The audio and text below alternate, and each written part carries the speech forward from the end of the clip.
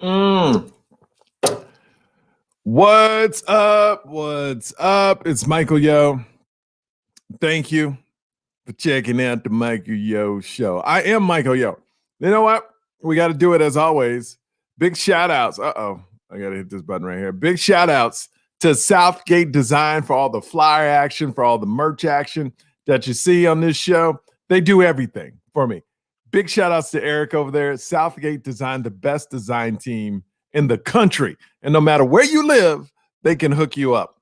Now, I want to start the show and talk about this a little bit. LOL, San Antonio next Thursday. I'm going to be honest with you, Yo fam. I'm nervous about this one, Yo fam. They're only giving me 7 days, just a 1 week to promote these shows coming up. I'm not going to lie to you, I'm nervous. That in comedy, that's a very short time to promote shows. You know what I'm saying? It's a very short time.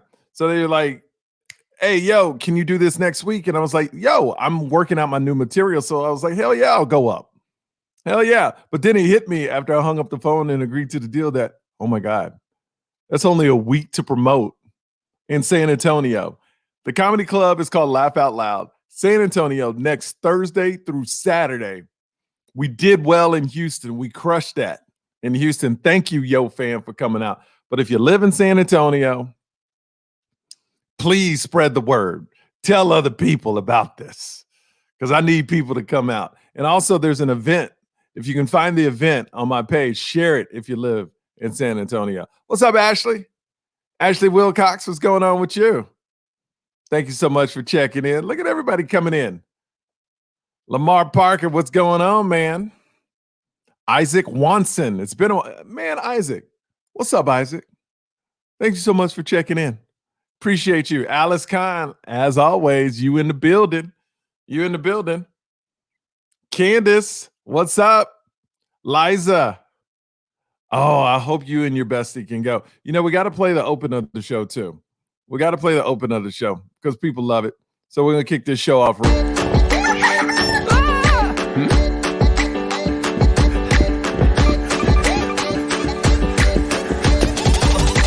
Yo. That's right. This is the show where we bring you positivity and love. And today, a little bit later on, Leo Flowers is going to be on the show. And we're going to do this thing called Speak Your Mind. And for anyone that wants to be on the show and speak their mind, you pop on. Hold on, let me give you the link. You're going to pop on camera with me if you want, or leave it in the comments, and we'll talk about it. What do you want to speak your mind about? It could be something that's bothering you, something that's got you hyped up and that you're loving. Anything you want to speak your mind about, you can do that. So I'm actually going to create a you missed my show in St. Louis, Laura. It's all right. They were fun. I'll be back in like 6 months, I think. I'll be back in 6 months. So here is the link. Join me if you want to be on the pod. If you want to be on the pod. I've been in right now. Boom. So all you got to do is click that link that's up there. I'm going to show it to you on the screen right now. Hold on. Boom. All right, there it is. I just put it up. If you want to be on the pod, man, just click that link. You got to be on Chrome, or you got to be on Firefox, Chrome or Firefox. If you're on one of those, you can click it, be on, and you get to speak your mind. You get to say whatever you want to say, and we'll talk about it. Leo Flowers is going to be on, great comedian, a little bit later on in the show, and he's going to speak his mind. And I think I'm going to start this whole Speak Your Mind thing. I'm going to start doing some of these live broadcasts at night. And I'm going to have like 3 or 4 comedians on. And every comedian will bring in a topic to speak their mind about. And we're going to call it Speak Your Mind. I think it's going to be cool. Rose. I just played it, Rose. I just played the cartoon, Rose. So did anybody, and you can raise your hand. I heard even in these... in the podcast, you can raise your hand. I don't know if that's true or not, but I think there's some way you can raise your hand, or maybe that's an icon. You can raise your hand if you want to talk, or I don't know. Josh Wolf does it, so I'm like, oh, let me see if this works. I love Josh Wolf. Anyway, so last night I performed at the MGM, and I'm there tonight through Sunday at the MGM working out my new material. And I'm at this place called Brad Garrett's Comedy Club. Now, Brad Garrett was on Everybody Loves Raymond. Anybody remember that show? Everybody Loves Raymond. So he comes out, he's like the host of the show. And the dude is really tall. Like I saw Everybody Loves Raymond, but to me, a lot of actors are really short. You know how it is. A lot of actors really, really short. But Raymond was like 6'8". It's the first comedian. I was like, yo, what the? But let me tell you something. This Raymond guy, one of the nicest guys you ever meet. That's what's so good because I've met everybody. And sometimes people are just a-holes. You know what I mean? But Raymond was dope. Raymond, what am I Brad Garrett was dope. I mean, he was so nice, so welcoming. I mean, just a good dude. It's hard to find. And this dude's rich. He ain't even got to do this. Like, if anyone knows TV shows, once you're on a hit show like that, just so you know, the goal in all of Hollywood, everybody in Hollywood wants to get a show that's on for 5 years. So you understand why that is. At 5 years, it gets syndicated. And once it's syndicated, you get checks for the rest of your life. You understand what I'm saying? This eye is always tearing. I don't know why. You understand? You get checks for the rest of your life. Let me put this in perspective. Imagine whatever job you're at right now. Whatever job. I don't care if you're at a supermarket, airline, you're at a finance office. Let me put it in perspective for you. Imagine you working that job for 5 years, just for 5 years, and then still getting paid for the rest of your life from that job. It's hard to now, trust me, it's hard to have a hit TV show for 5 years on television. So it's like lightning in a bottle. But imagine you got that job. And for 5 years, for the rest of your life, you getting paid. Like CBS just announced MacGyver is going to end after 5 years. Let me tell you something about that. That cast is okay with that. They're like, good, I get to move on to another project. Is that what you're saying? I get to move on to another project. And this project, if it gets syndicated, which it will, is going to pay me for the rest of my life? Yes, please.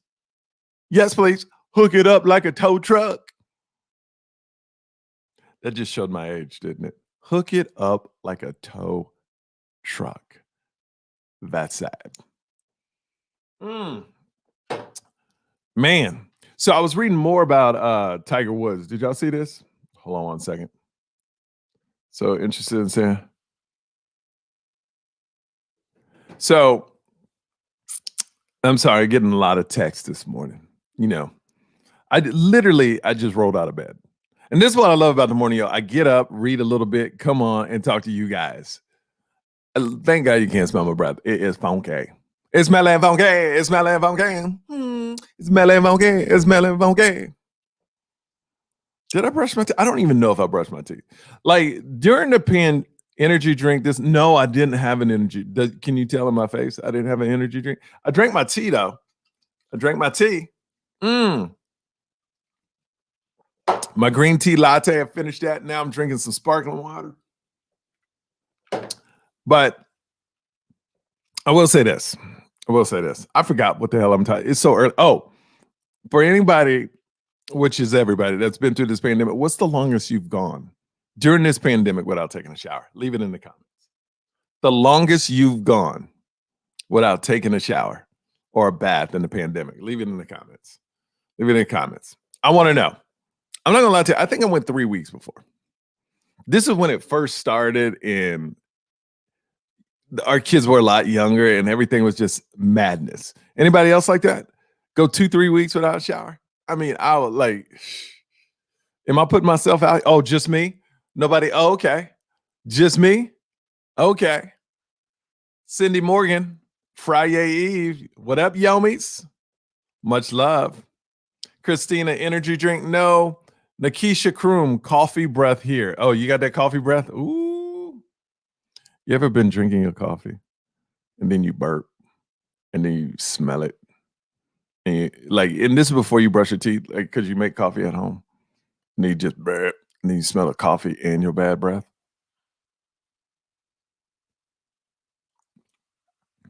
Disgusting. Disgusting. Isn't it? Isn't it amazing how bad your breath can smell?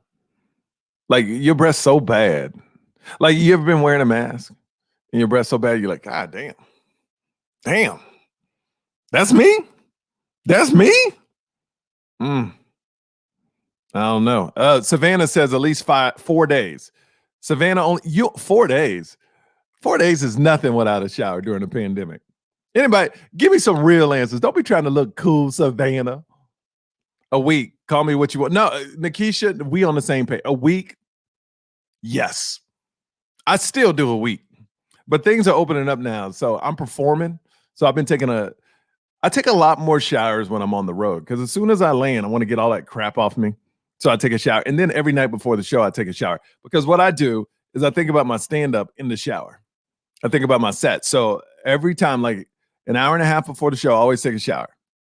So 3 days, Christina, 3 days, but I'm a mom. My kids are small. So it's when I have time. Yeah, that's the whole thing. That was us too. That was us.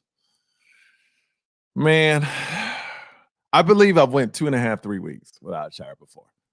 Things were crazy. I mean, it was tough. It was tough in these streets of taking showers. I mean, your breath stink, your body smell. It's just terrible. It's just terrible. And I do not brush before. No, see, that's the battle. Nikisha, you hit it right on the head. That's the battle right there. Right? Because I go, as soon as I wake up, I should brush my teeth. But then I'm like, well, I'm gonna have this. And then my teeth gonna get dirty right again. So I'm gonna wait till after that. So then by the time it was time to brush my teeth, I was like, I need a water. And now I'm like, oh, I got to do a podcast. So now my breath stank. I got terrible breath. I drank all this. So that's it, Nikisha, you hit it right on the head. Do you brush before the coffee or after the coffee? Man, if you're gonna drink something, you brush after. You gotta brush after. You gotta brush it. But then what that does is it puts you in a weird spot if you gotta leave real quick. Because now I had to do this podcast with my boy Leo Flowers that's coming up a little bit later. But now my breath stink. But at least he is on Zoom, he ain't gonna smell it. That's right. That's right. Yeah, I don't care. I do not care. I go 3 weeks without a shower. Ain't nobody seeing me. My wife goes 3 weeks too. We don't care. We do not care. Oh, Shelly trying to put me on blast. Look at it. Shelly. Ooh, no. I can't go more than 2 days without. Oh, well, ain't you fancy, Shelly?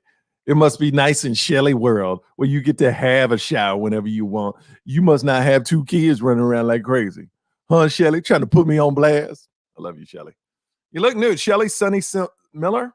I haven't seen your name before. Thanks for checking in. Wow, look at all these. Look at haha, my cousin showers 4 times a day. She got problems. Or he got problems. Aaron Hell. What up, homie? My homie from Houston, Texas. You don't know bad breath till you roll out of bed and burp after eating Fritos while drinking Heineken. Oh, eating Fritos and drinking Heineken? That's death, Aaron.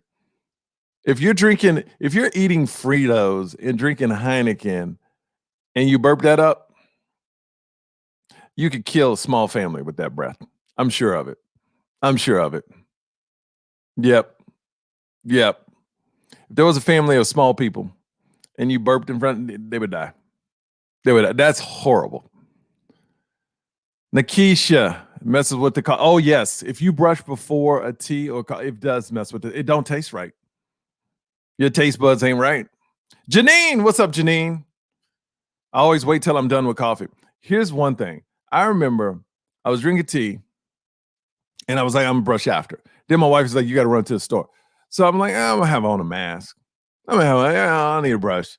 I went to the store, threw on a mask, and man, when you got to smell your own breath for that long and it's horrible,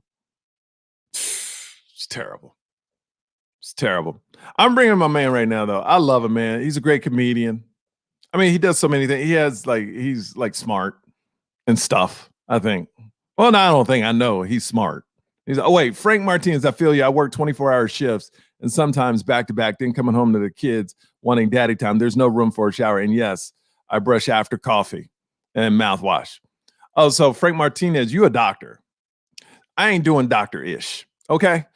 I'm just at home. I ain't saving people's lives like you, Frank Martinez. Look at him.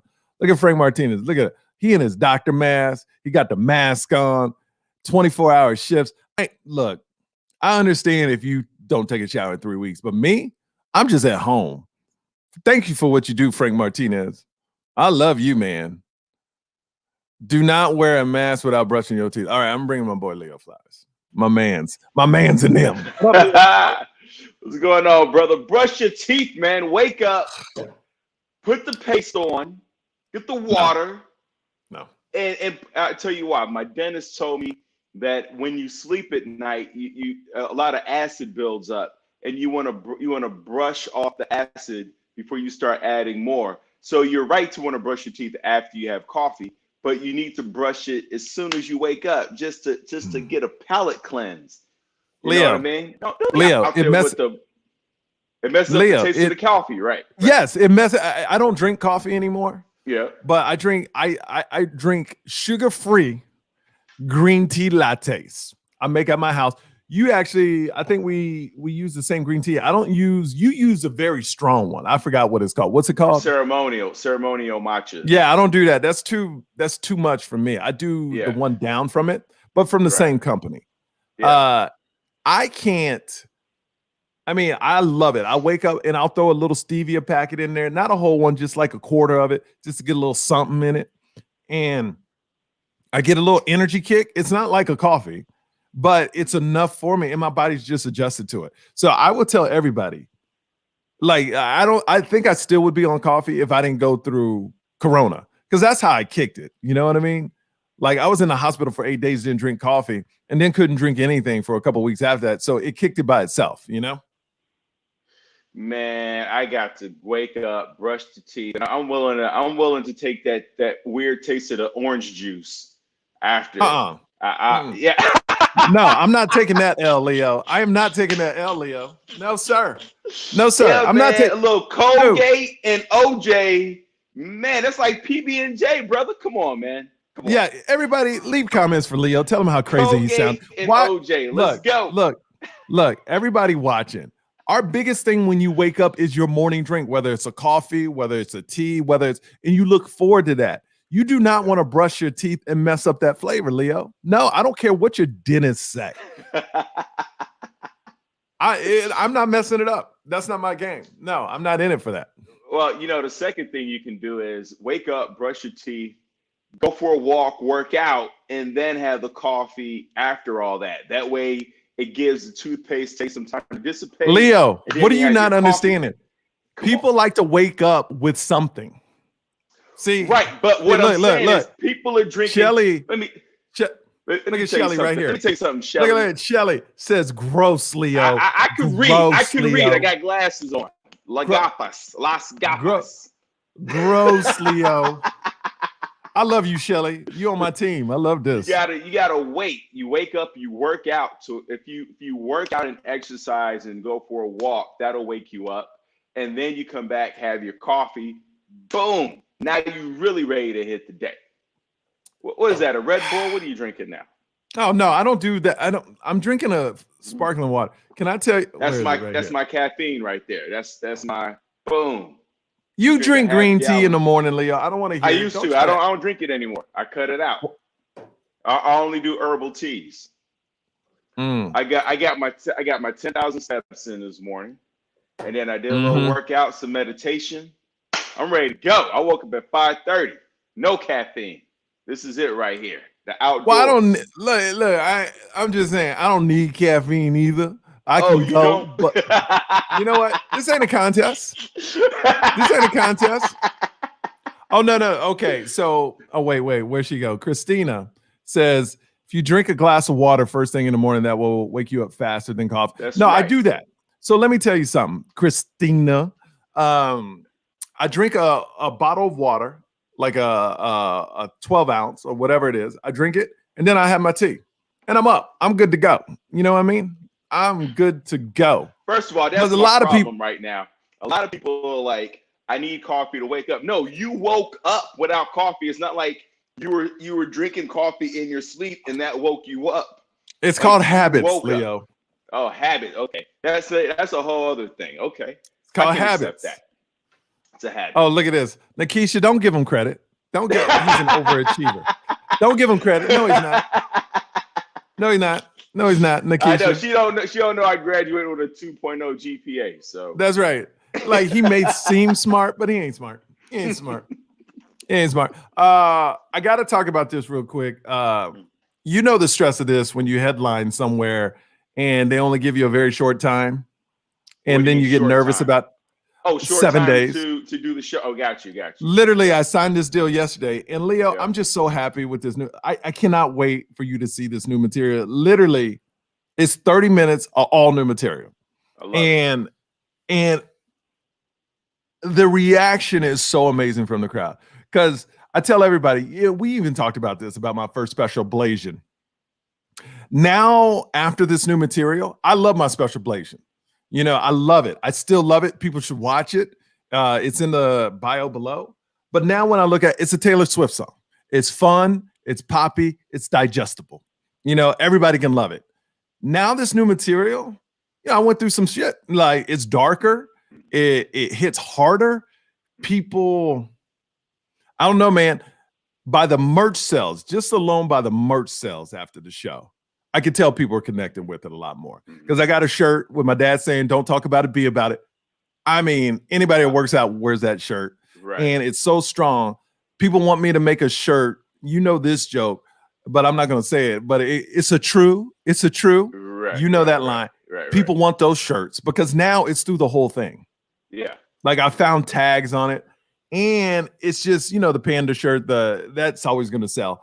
But man, it's, you know, you think you're good at something, and then in comedy, a couple years later, you're like, "Oh, that was good, but this is a lot better." And how I'm feeling now, in my mind, I'm like, will I feel this way about other material 3-4 years from now? Right. You're always thinking, can I outdo what I'm doing now? Because I'm already thinking about that because this, to me, for the comedians that have seen it, that I respect, they're going, they were like, wait.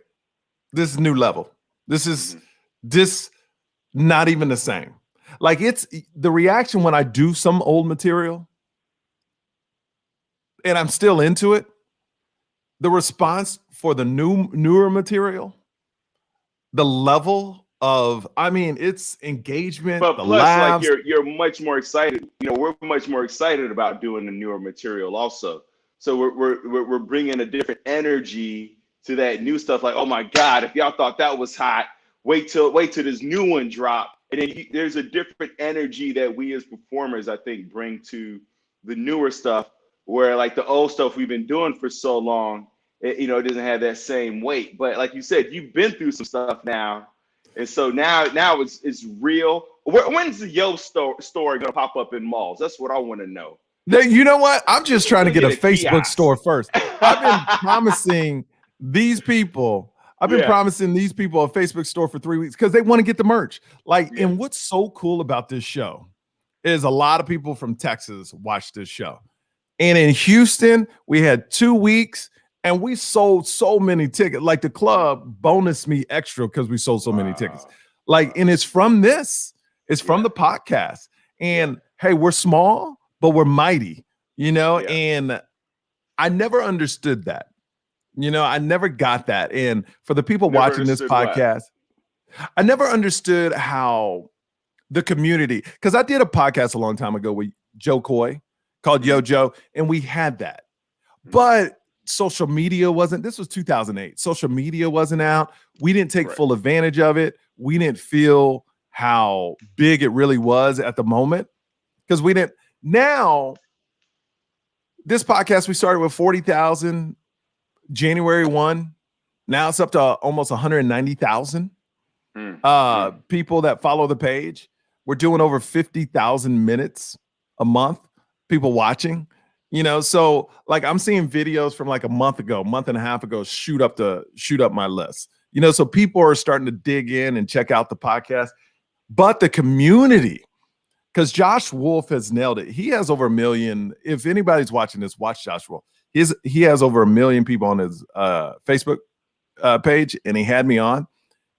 And the community he built, where if somebody's having a bad day and they leave it in the comments, all of his people go and support that person. Like I tell everybody, this is a Yo fam, man. And that's what I love. I feel it growing. Like I posted yesterday that I'm be at LOL San Antonio. I only got 7 days to promote it. Starting today, I will be there next Thursday. People that listen to the podcast and text, they start spreading the news. Like I can see it on my feed. They say, "Hey, Michael Yo's coming. Michael Yo. Oh, we got to get this person to come out. We got to get." And it's so cool, man. Where you got your own family and it's growing. You know what I mean? Like it's not the Joe Rogan level, it's not the Josh Wolf level yet, but it's growing. You see it growing and building, and people connecting and vibing. And that's what it's about.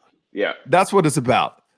Well, that's why like programs like AA work. You like 12-step programs and all these, Weight Watchers and things like that. It's about community and like feeling connected to the people you're with. We all want to feel like we're a part of something, bigger than ourselves. So you definitely have tapped into that. And more than ever, I think right now, when we're getting through this pandemic, you need a sense of community. You want a place where you belong. Like Janine, thanks for checking in from Tennessee. She's checking in every day. I think she started watching maybe a couple weeks ago. Like new people are always checking from all over the world on this podcast. So I love it. How are you though? Let's talk about that. How are you? I'm great, man. I'm feeling good. I'm wearing a heart monitor right now. I was helicopter lifted off of a hike a couple weeks ago. So the doctors think that I had COVID like months ago. It was never even though I've been tested like 5 times, I've never tested positive. And it even tested me for the antibodies, and there's been no antibodies. But they said like it may have fallen out the window when I had COVID, and it was just some lingering issue. I went hiking. I thought I was having a heart attack, and they had to bring the helicopter in and airlift me out, and I was spent some time at the hospital, and so now they had a heart monitor on me because they can't figure out what's going on. That's why remember I sent you that text like, are you 100% after your COVID thing? Because like I still have like so now I have to use an inhaler before my workouts now. It's crazy. So I've gone plant-based, using an inhaler. Are you after the podcast? Are you eating that plant behind you? I'm gonna eat that plant behind me. That's yeah. I'm gonna get my grub on right there.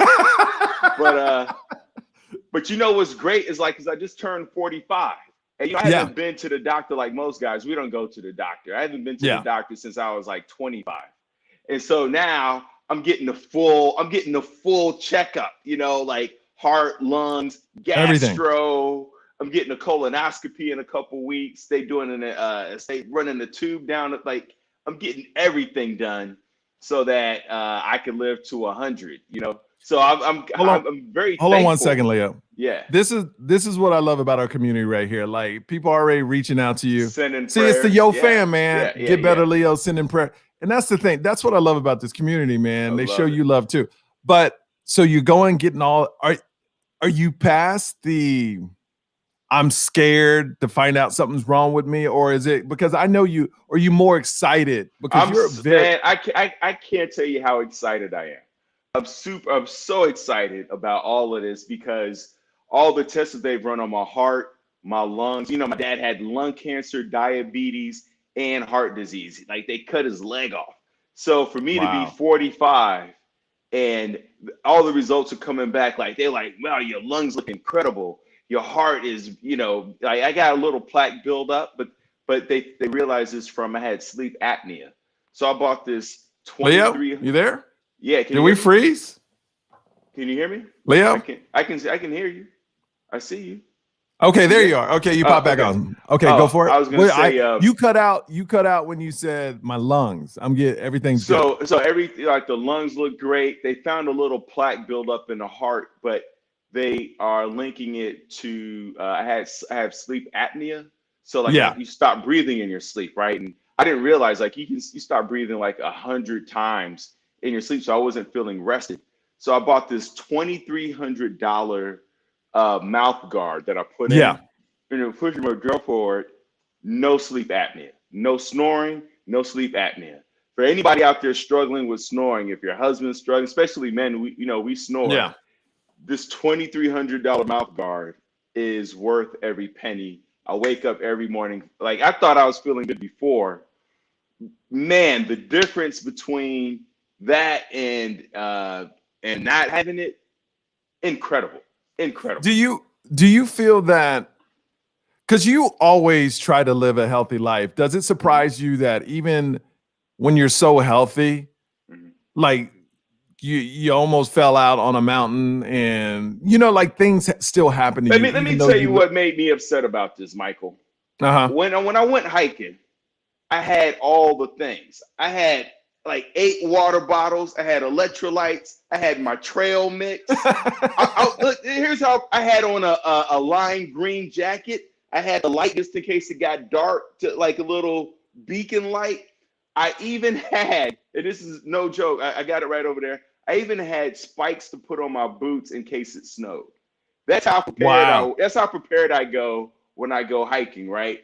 And we are 2 minutes from the summit. I feel like I'm about to have a heart attack and die. Like I tell my buddy, I can't make it. I can't make it to the summit. We just hiked 3.5 hours. And 2 minutes left, I go, I can't make it to the summit. You got okay. So people know. Explain that pain. Now, besides it's like your palpitations, like the heart's going really fast. There's a sharp pain that was going across, shortness of breath, nausea, and I literally thought I texted my girlfriend, I've gone too far. Like that was the text. I was like, I love you. I've gone too far. I got tears coming down my eyes.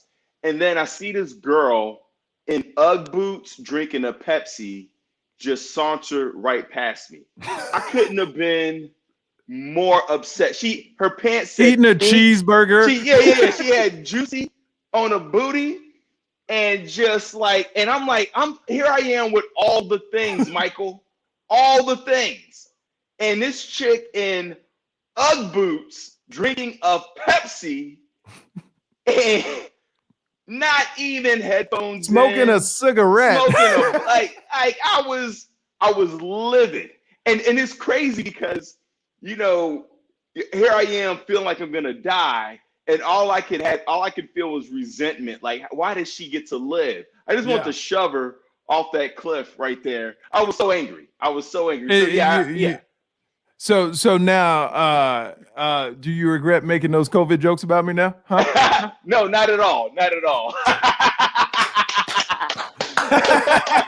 I was still even with the heart. And I'm like, they helicopter me in and out, and I was like, and another thing, Michael. Like I still had jokes for you. I was up there. Yeah, you didn't tell me about. I wish you would have told. I would have had some jokes for you too. I would have had some jokes. Let me tell you something about Leo. Months after I recovered, Leo was traveling the world. Like, I don't get COVID. Oh, only weak people get COVID. Like joking. Now, not serious, but you soft. You get COVID. Now, I'm not happy that you almost had a heart attack on a mountain, but it's payback. I'm just saying, it's payback. Karma. Karma. Oh yeah. I was dark. I completely, and there's a part where you're upset, you're sad, but you're also laughing at the ridiculousness of it. Of like, I'm so prepared. I got everything and all the trash that I've talked, and you just like, oh, you talk mad trash. How it is, mad trash. And it didn't stop. As soon as I caught my breath, I started talking trash. I was like, as soon as I got oxygen, I was like, and another thing, All right, so Leo, is that the thing you want to speak your mind? Like, what do you want to speak your mind about today? You know what? Apologies. Okay. It infuriates me how horrible people are at apologizing. I don't know if you saw Rachel Hollis. She I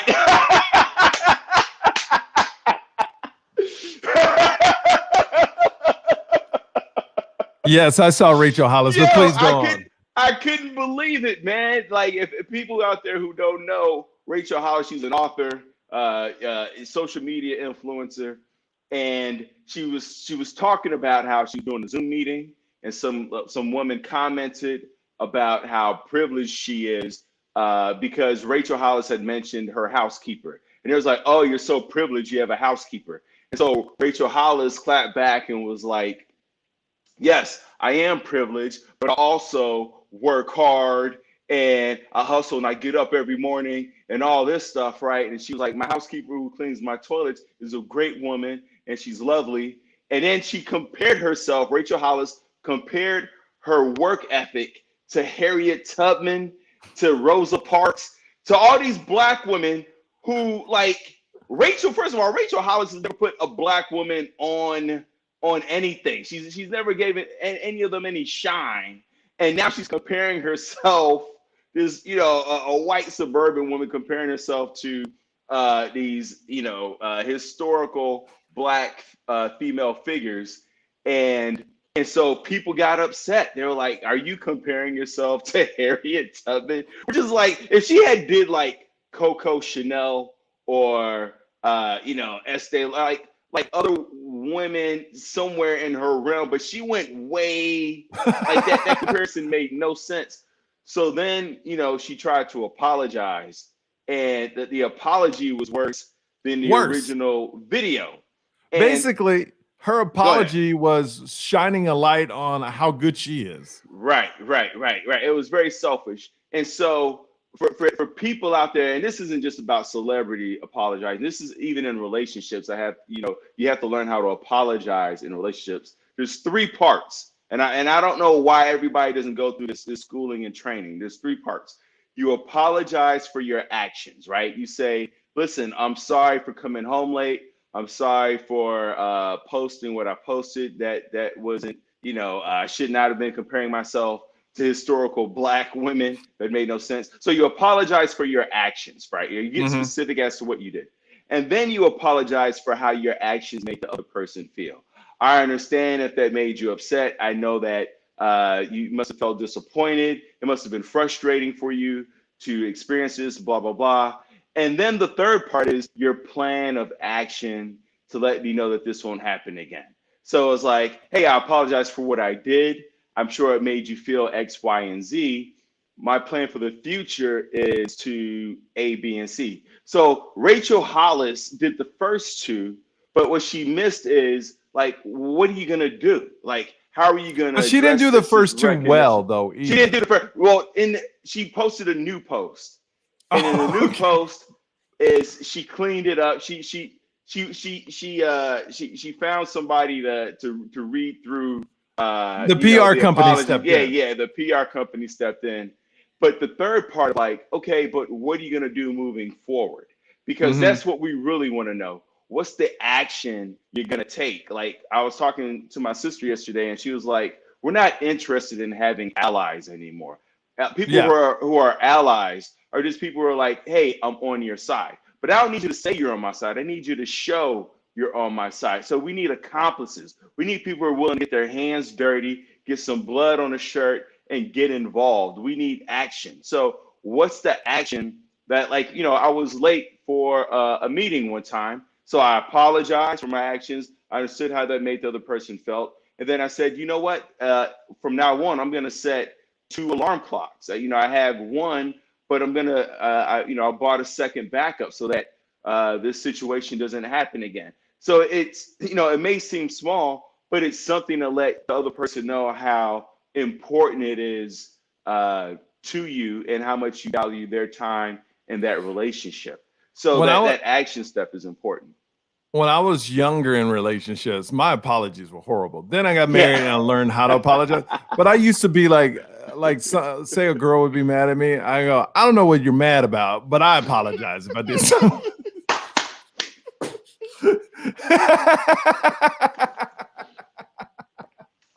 Yeah, I don't even know why we're having this conversation. Oh, why? want I don't y'all even up know in why you arms. mad. Yeah. Why you can't sleep? I'm good. Yeah. Like That would be my look. I don't understand why you mad, but look, I'm sorry. I ain't do nothing, but if I that's ain't what you do need to hear, yeah. Hey, we don't even say I'm sorry. Sorry. It's just Sorry. Yeah. No, I'm sorry. Like I'm thanks. sorry. Thanks. That's another Man. thing I hate when people go thanks. No, so I want the full thank you. Thank you. Mm. That thanks is sure. So Sorry. so Leo, you got a good woman now. It took you a Yes, while, sir. but you got a good woman. How's that changed your life? Grounded, much more grounded. You know, you start thinking about the future more. You start thinking about your the totality of your life. And what I mean is, Yeah. you know, when you're young, it goes back to like I don't know what you're upset about, but like we're very selfish, and you're thinking Oh, yeah. about very selfish focused, and you almost have like a singular lens you're filtering things through.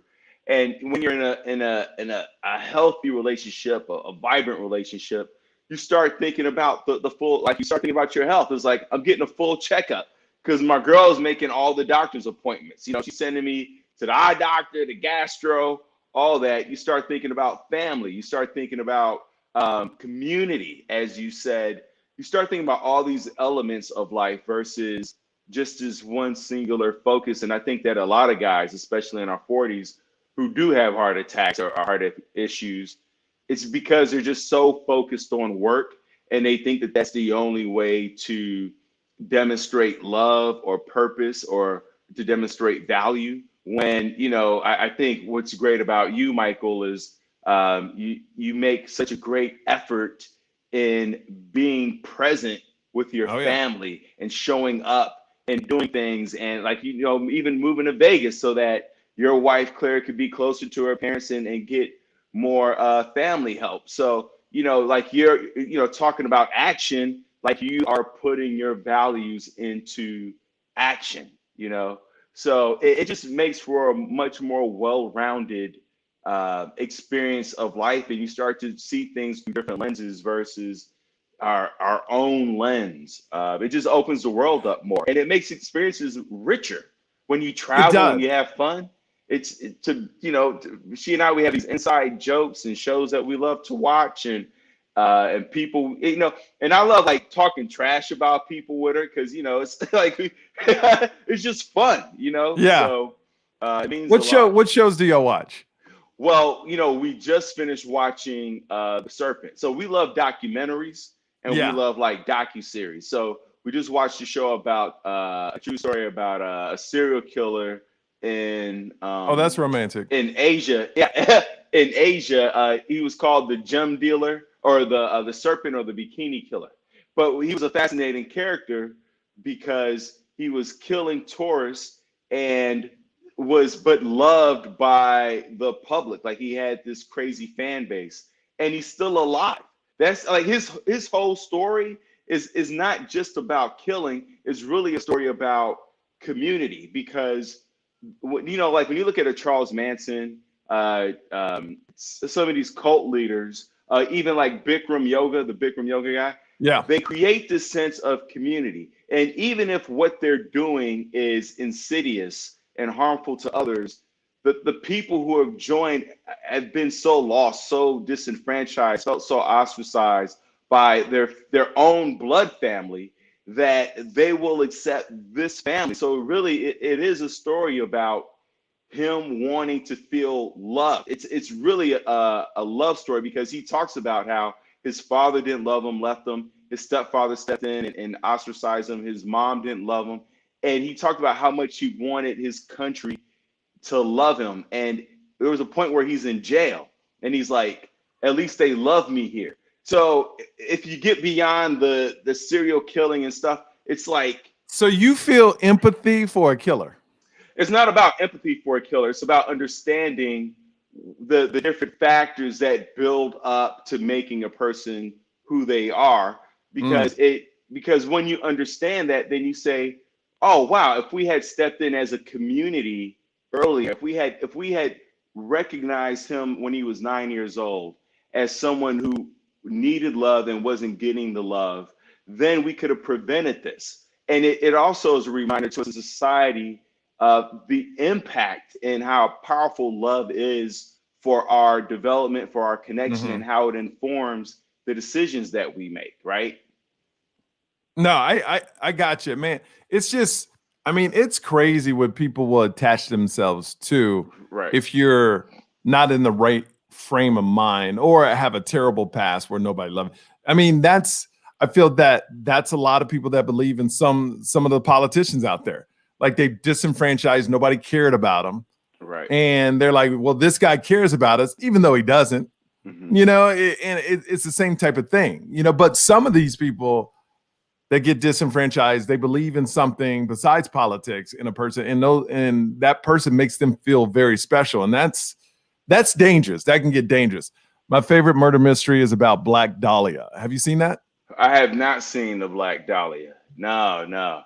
But yeah, it's you know, it's just a reminder, you know, and it goes back to like, you know, what you do very well, yo, is like you spend time with your kids, you're encouraging your kids, you're getting them involved, you're present for them. And I think that, you know, for parents to be present, not just be a paycheck, not just be somebody who's putting food on the table and think that the roof over their head is enough for children. They want to feel that you care about them, that you care about their day to day. And, you know, Barack Obama, you know, I was reading Michelle Obama's book, and she talked about how they would sit down at night, you know, even during the presidency, and have dinner together as a family. And Barack would ask his daughters about their day. You know, that's one of the things that we've gotten away from with this fast food and these Uber Eats and all these deliveries, is sitting down at the table and checking in with each other instead of checking in on our social media or, you know, sitting in front of a TV. Like there was a time when we sat down and everything was shut off. You know, you couldn't bring nothing to the table. In my family, we had dinner every night at 6:30 till I left home. Literally till I went to college. Every night, 6:30, that was dinner time, no TV. And after we had dinner, we would watch Wheel of Fortune at 7. Yeah. You know, so that was, or Wheel of Fortune or Jeopardy, whatever one of those shows are. But that was the sense of community. And I can't wait till my kids are old enough where they understand that, because we're going to start that up too. We're going to have dinner every night, no phones, no nothing. And we're just going to go around the table and talk, because I remember those moments. Those are some of the moments I remember the most, because my dad was always working. He worked from 8:30 to 6:30 till he got home at 6:30. You know, and then all I remember after dinner is watch a couple TV shows, and then I went to bed. You know, so I would get them like 3-4 hours a night, and that was it. You know, so, and then the weekends. But those moments you remember. Powerful. Those moments you remember. When I go out to dinner with Michelle and we go out with friends, I always leave my phone in the car. There's nothing that frustrates me more than, you know, it's so rare that you get to go out to dinner with friends, and then, you know, there's one person who's on their phone. I'm like, I tell them, I go, you gotta put your phone away. Like, why even show up if you're not gonna now, do those people get mad? No, because, you know, they understand. You know, I don't always say it. I don't say it like that. You know, I'm much more, I don't know, Leo. I go to you. I do that because that's right. Put your phone away, yo. What you doing? I got a question, Leo. I know you're going out with Brian Callen at times and different comedians. How has the clubs been for you? Are you comfortable back in them? Oh, I love it, man. Me too. I mean, you talk about the response. I think one of the things that this pandemic has changed for me is, you know, just nobody's there for the political stuff. I'm not there for it. It feels weird now.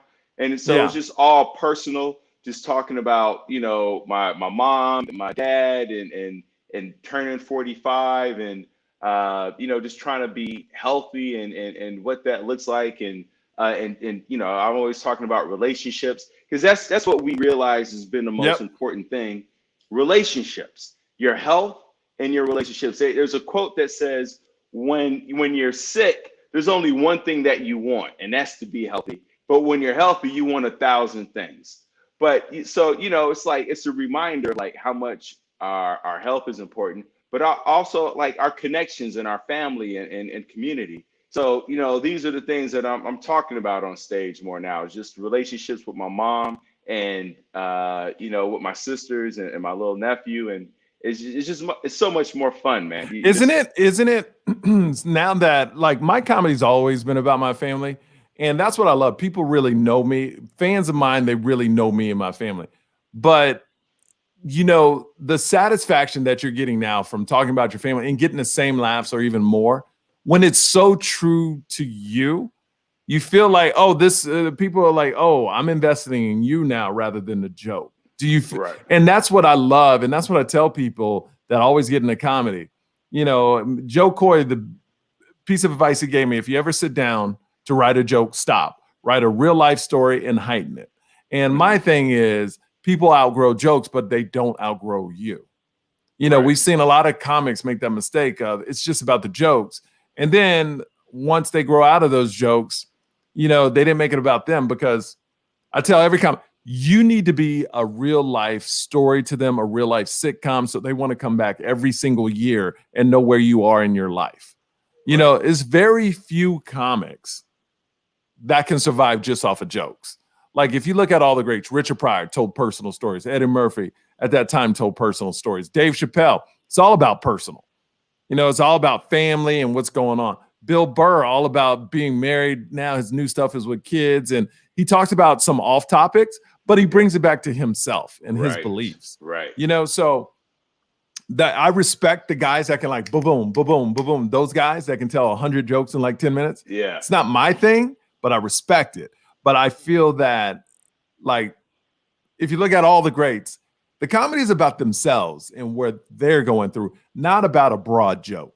Right. Like you bring it, like, because I talk about COVID, but I talk about it because my mom had COVID and what her experience was like. And, even if you're talking about immigration, because my mom is an immigrant. So it's all filtered through the lens of my mom being an immigrant and what that experience was like and why it's important to me.